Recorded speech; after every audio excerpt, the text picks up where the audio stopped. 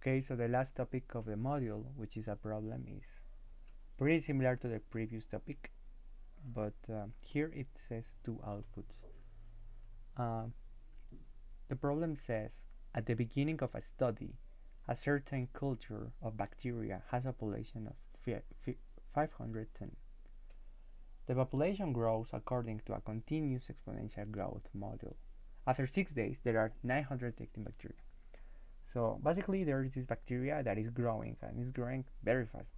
Here we have this sketch of what the problem tells us. The problem tells us that initially it was found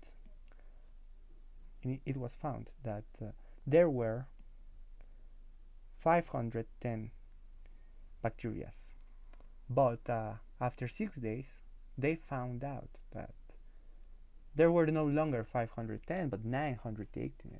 That's too much. That's a very fast growth, and we know that in the problem it tells us it is an exponential growth, so we know it looks something like this. Now we want to find what are the values exactly that match this graph. We want to find what is the function. So we know it's exponential, and we know that we are missing two values. These two values that we are missing, let's call them A and B.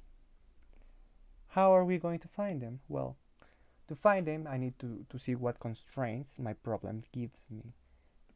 Constraints. And there are two constraints mostly.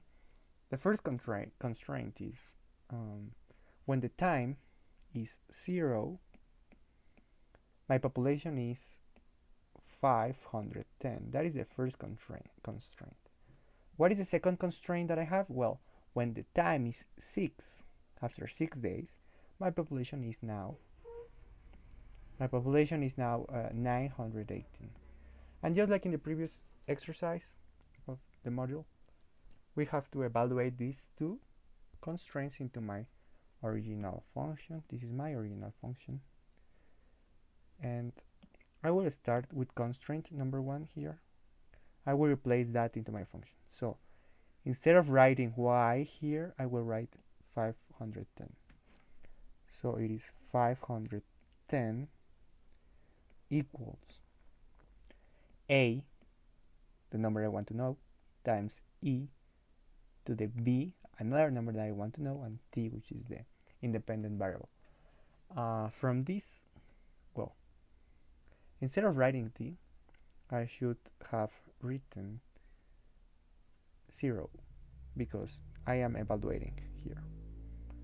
So when I replace t equals 0 and y equals 510, I can simply just solve this very simple mathematical expression, which, as you know, any number multiplied by 0 is 0, so I can rewrite this as a to the e 0, and any number to the 0 is 1. So from this I can know that a is 510. That is the number a. Now I will replace this a into my original equation here, my original function. In my original function, I no longer have a as a nominal value. So now I have y equals 510 times e to the bt, and b again is the number I need to find. How will I find this number? Well, now I will take a look at my second constraint that I have here, and that constraint is telling me that t is 6 and y is 918. So if I replace that here into my function, I will have 918 equals 510 times e to the b, the number I want to find, times t, which is 6. And here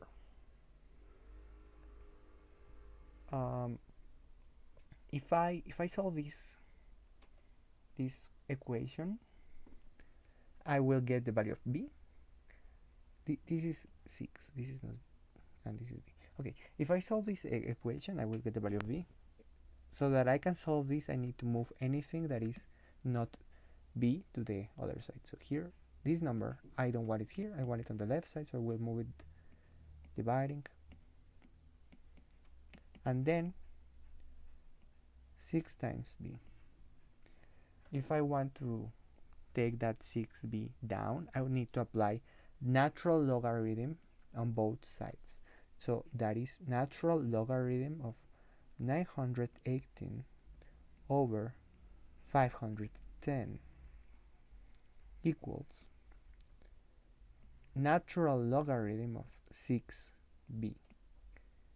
No, natural logarithm of e to the 6b. And I applied this natural logarithm because I want to use this power rule that you must know by now. The power rule of logarithms tells me that whenever I have the natural logarithm of, for example, 5 to the third, I can rewrite that as 3 times the natural logarithm of 5. Okay, this you have used this in the whole module, so you should be acquainted with it by now, in case you forgot.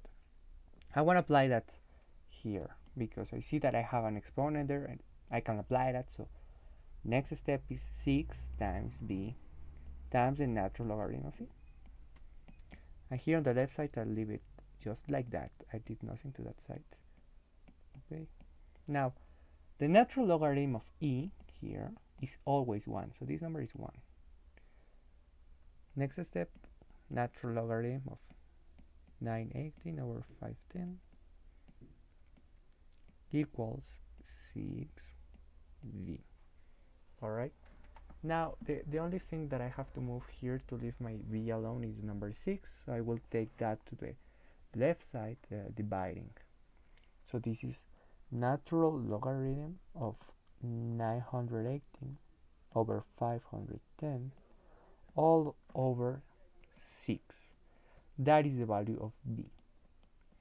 Now I have found both a and b. A was here and b is here. I will replace that into my original function, and that is the answer to the first problem.